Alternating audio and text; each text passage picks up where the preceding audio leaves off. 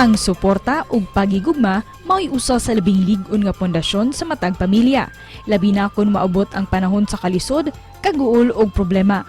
Mao kini ang gipakita sa pamilyang Tutu diin ilang gipakita ang pagigugma ug pagsuporta sa matag usa.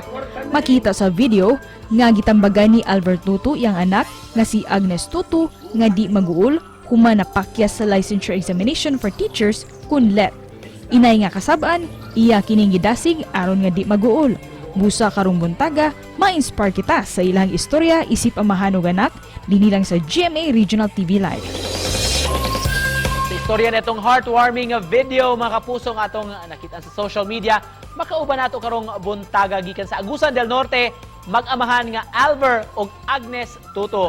Good morning, Ma'am Agnes or Alver. Welcome sa GMA Regional TV Live. Pakigreet sa itong mga kapuso viewers sa inyong pamilya ug mga higala nga nagtan-aw ro buntaga.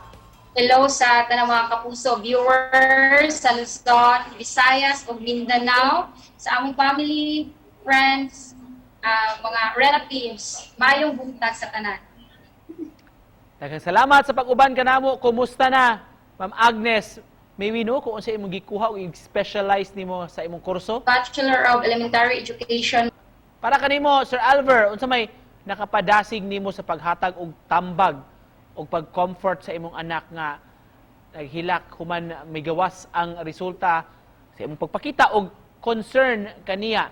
Gasto sa kanang review, sunod bayad, sas, kita na kwarta ning, usam kaning, ay sas, ngutang na ko.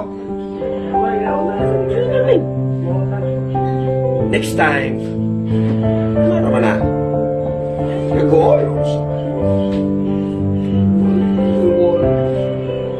Isan sa among nagka-pitpos, at nagganyan po na sila o kanang eskwela. Paro mo. Ubos tatay.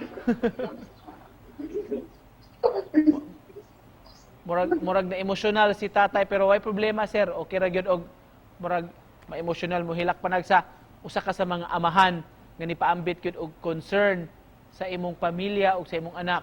Gasto sa kanang review, sunod bayad, sas, kita na kwarta ning. Pero katong higayuna sir, unsa man gyud ang murag nakapaaghat nakapadasig nimo nga motambag o mo comfort kaniya?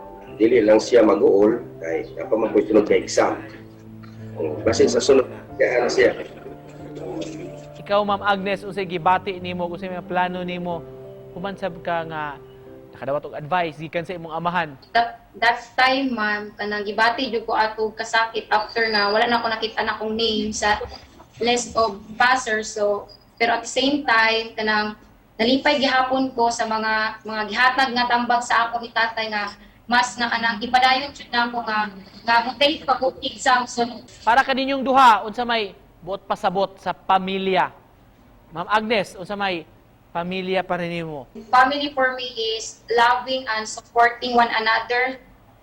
Family sa ako is sila ang naa sa ako sa mga panahon nga down na down kaayo ko.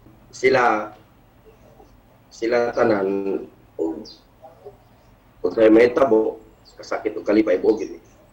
Og isip pa na pos, kung doon na mo'y nakatunan, o doon na mo'y gusto ipaambit ka mensahe sa mga nagtanaw nato rong buntaga. Daghang salamat sa tanang niduyog kanamo kanato tanan karon sa GMA Regional TV Live. Pares na ko nga mga teachers nga wala nakapasar, dili lang gyud mawad-an og paglaom, take lang gihapon hantud sa makapasar kay naay mas dako nga plano ang Ginoo para sa amo. Amen, Ana. Og thank you kayo sa inyong panahon karong buntaga o sa positibong disposisyon mag-amahan Alver ug Agnes Tutu gikan sa Agusan del Norte. Daghang salamat.